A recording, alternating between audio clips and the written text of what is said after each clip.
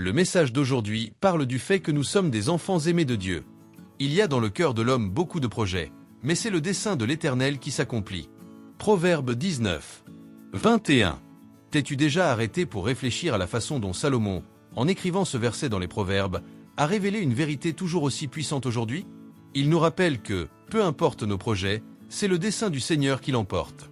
Et tu sais, rêver n'a rien de mal. Bien au contraire.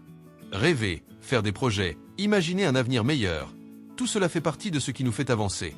Mais il y a un détail qui change tout. Si Dieu n'est pas au centre de ses rêves, ils perdent leur éclat, et souvent leur sens. On peut atteindre certains objectifs, mais ces conquêtes laisseront-elles un héritage porteur de sens? Nous devons croire que nos rêves sont un cadeau de Dieu. Ils sont une manière pour lui de nous montrer ce qu'il a sur le cœur pour notre vie. Mais pour comprendre ses rêves, il faut être aligné avec lui. Et cela passe par une vie fondée sur la parole, en apprenant à le connaître, en plongeant dans les Écritures. C'est là que nous trouverons direction, clarté et but. Et c'est incroyable de voir comment, quand on commence à rêver avec Dieu, il commence à tout faire bouger autour de nous. En réalité, Dieu a déjà un plan pour nous. Lorsque nous commençons à comprendre ses plans, nous commençons à vivre selon sa volonté.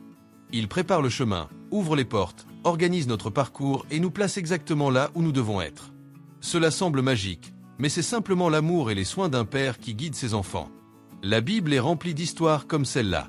Des personnes ordinaires, pleines de faiblesses, ont été utilisées par Dieu de manière extraordinaire. Parce qu'elles ont accepté de rêver avec lui.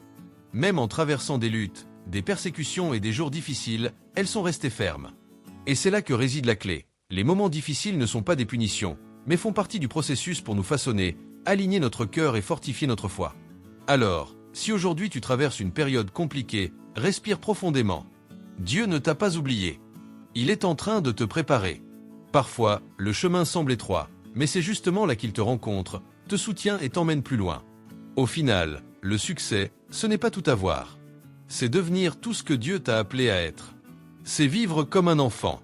Et quand tu comprends ce que cela signifie, qui tu es et qui Dieu est dans ta vie, tout change. Et si tu aimes faire des lectures dévotionnelles, je t'ai laissé une recommandation de livre dans la description de cette vidéo. C'est un best-seller qui a déjà transformé la vie de millions de personnes. Si tu as aimé ce message, abonne-toi à la chaîne. Que Dieu bénisse ta journée. Merci et à demain.